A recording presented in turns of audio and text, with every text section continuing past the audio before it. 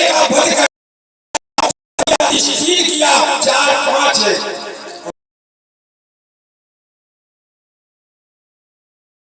संसार में सतता वो बालक क्या जान सकता है, लेकिन अज्ञान वश होकर के अपने स्वार्थ वश होकर के उन 6 बार को मारा। और जैसे श्री सुखदेव जी ने कहा, हे राजा परीक्षित जी, जब उन्होंने इतने बार को मारा, हनन किया, भगवान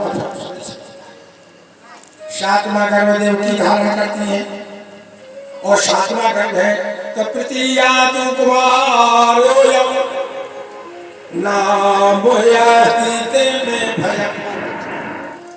अमर का 7वां जो गर्भ था, भाई से संकट होने के पश्चात अपने मन में बार बार विचार करने लगे, ज्ञातो वंशोदये चाकंसा मनोव्रता।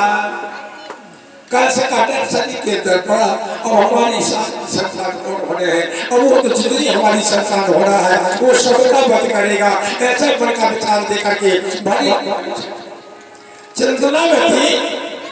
लेकिन भगवान अपना विचार करते हैं, तुरंत भगवान आए, योग माया को पहुंचाया और जैसे ही योग माया आती है, योग माया से भगवान ने कहा, जाओ योग माया हमारी आज्ञा का पालन करो।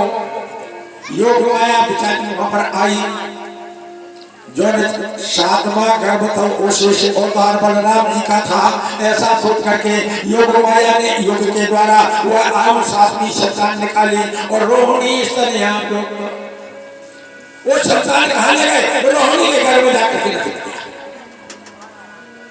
और रोहिणी के गर्भ में जैसे रखा उन्होंने आत्मदेह संज्ञातम, समय कुछ बिताने के बाद उन्होंने बलराम जी को जन्म दिया। बलराम का जन्म होता, बोले बलराम भगवान की, बलराम का जन्म हो गया और भगवान स्वयं 8वें गर्भ में 8वां गर्भ शुरू में भगवान तमाश्रम कारणे भगवान ने अपनी क्रिया को देखा, भगवान की कृपा होती है।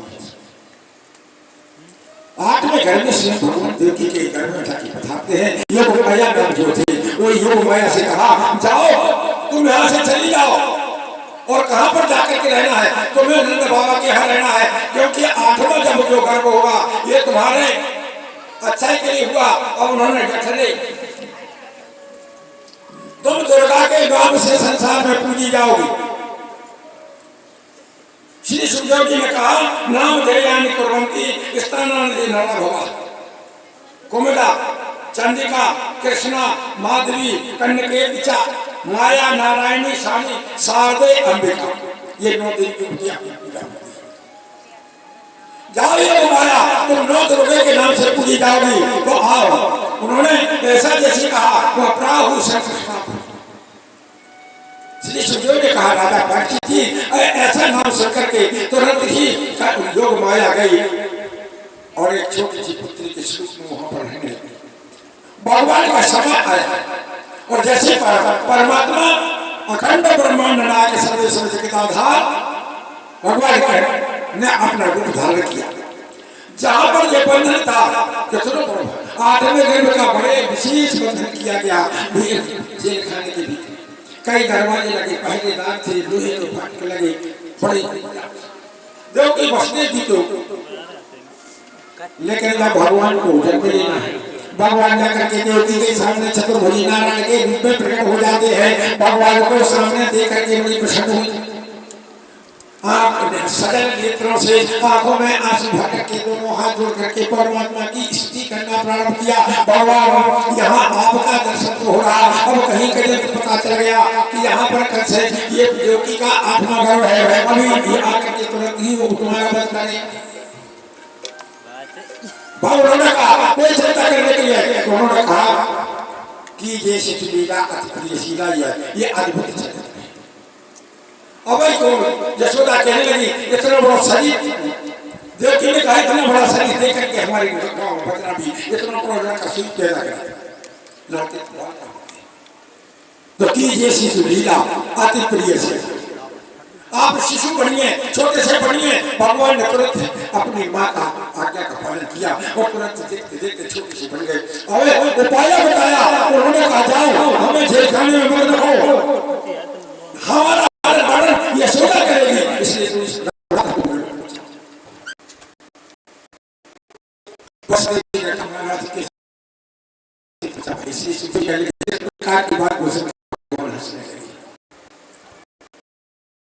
अब बस इसलिए हो रहा है कि हमारे लगे पहले दांत सामने खड़े, हम कहां से जाएंगे। भगवान ने हंस करके कहा इसकी चिंता सूत्र में लिटाया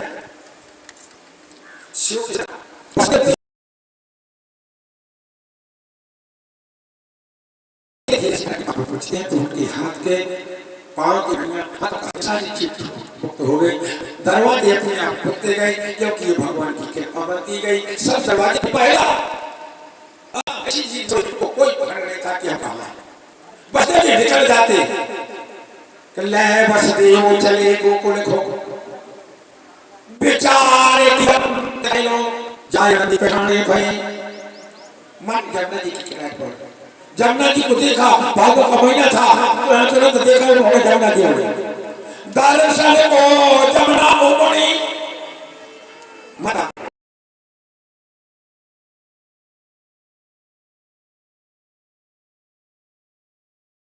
जमुना जी अपने ससुर को तो बस देव चल देखो बार होगरे को रोकत ही यदुनंदन के की तबाह करेलो। तुरंत ही अपने चरण को स्पर्श करके मां जमुना भगवान चरणों के पास पहुंच जाते हैं और बड़े प्रेम के साथ बुझाते हैं और रात भूख नगरी में पहुंचे करके लोग माया के हैं योग माया के होकर के इनको कोई भान नहीं था। हमारे घर में पुत्र हुआ या हमारे यहाँ कोई पुत्री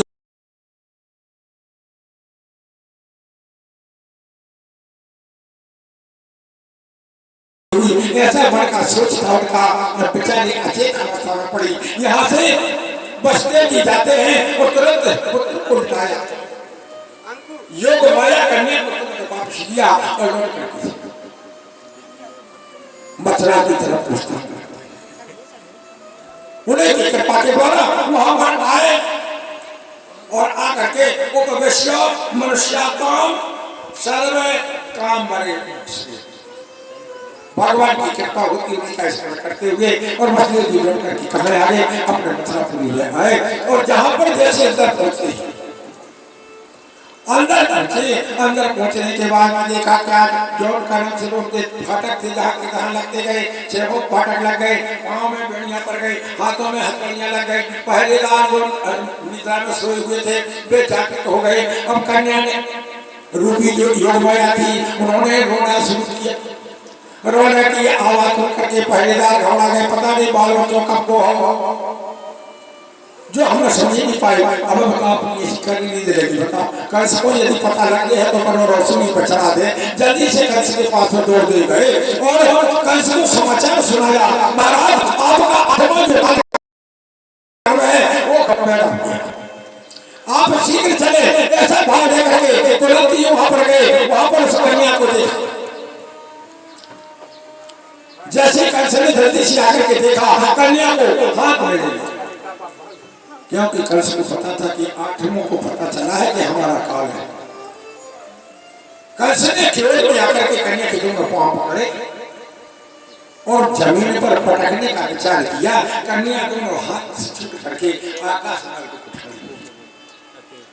कंस ऊपर को देखता रह गया। कन्या बोली भैया हे पापी कंस, तुम अबला नारी हमको क्यों मारती? तेरे मारने वाला काल गोकुल नगरी में बैठा तो रात। अब तू अपनी मुक्ति का साधन बना, उससे बचने का साधन बना। उपाय जितना जानता है तू अब बच गया। बेचारी कन्या योग माया ने नाना प्रकार से कहा, वहां से चिंता करके चली जाती है। और जिनको आज हम सब विंध्यवासिनी बोलते हैं, विंध्याचल में जाकर के प्रथम उनका स्वरूप विंध्याचल वासिनी, विंध्याचल में जाकर उन्होंने अपना वास किया।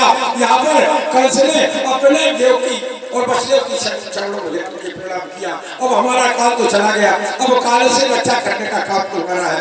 भैया हमारे तुमने 6 लड़का मार गए, हमने आज तक मौका कर, अब हम हाथ में बचा सकते हैं, हम बताओ कैसे बचा सकते हैं?